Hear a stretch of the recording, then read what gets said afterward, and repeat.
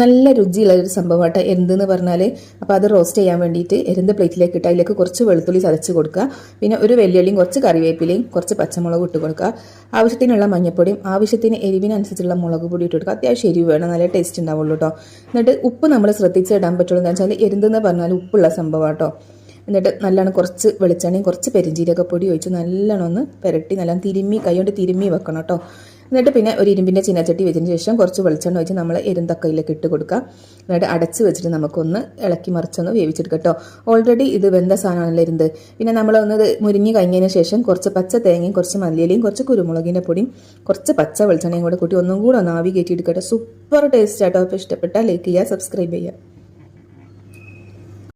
നല്ല രുചിയുള്ള ഒരു സംഭവമായിട്ട് എന്തെന്ന് പറഞ്ഞാൽ അപ്പോൾ അത് റോസ്റ്റ് ചെയ്യാൻ വേണ്ടിയിട്ട് എരുന്ത് പ്ലേറ്റിലേക്ക് ഇട്ട് അതിലേക്ക് കുറച്ച് വെളുത്തുള്ളി ചതച്ച് കൊടുക്കുക. പിന്നെ ഒരു വെല്ലുള്ളിയും കുറച്ച് കറിവേപ്പിലയും കുറച്ച് പച്ചമുളക് ഇട്ട് കൊടുക്കുക. ആവശ്യത്തിനുള്ള മഞ്ഞൾപ്പൊടിയും ആവശ്യത്തിന് എരിവിനനുസരിച്ചുള്ള മുളക് പൊടി ഇട്ട് കൊടുക്കുക. അത്യാവശ്യം എരിവ് വേണം, നല്ല ടേസ്റ്റ് ഉണ്ടാവുള്ളൂ കേട്ടോ. എന്നിട്ട് ഉപ്പ് നമ്മൾ ശ്രദ്ധിച്ച് ഇടാൻ പറ്റുള്ളൂ. എന്താ വെച്ചാൽ എരുന്തെന്ന് പറഞ്ഞാൽ ഉപ്പുള്ള സംഭവം കേട്ടോ. എന്നിട്ട് നല്ലോണം കുറച്ച് വെളിച്ചെണ്ണയും കുറച്ച് പെരിഞ്ജീരകപ്പൊടി ഒഴിച്ച് നല്ലോണം ഒന്ന് പുരട്ടി നല്ലോണം കൈകൊണ്ട് തിരുമ്മി വെക്കണം കേട്ടോ. എന്നിട്ട് പിന്നെ ഒരു ഇരുമ്പിൻ്റെ ചീനച്ചട്ടി വെച്ചതിന് ശേഷം കുറച്ച് വെളിച്ചെണ്ണ ഒഴിച്ച് നമ്മൾ എരുന്തക്കയിലേക്ക് ഇട്ട് കൊടുക്കുക.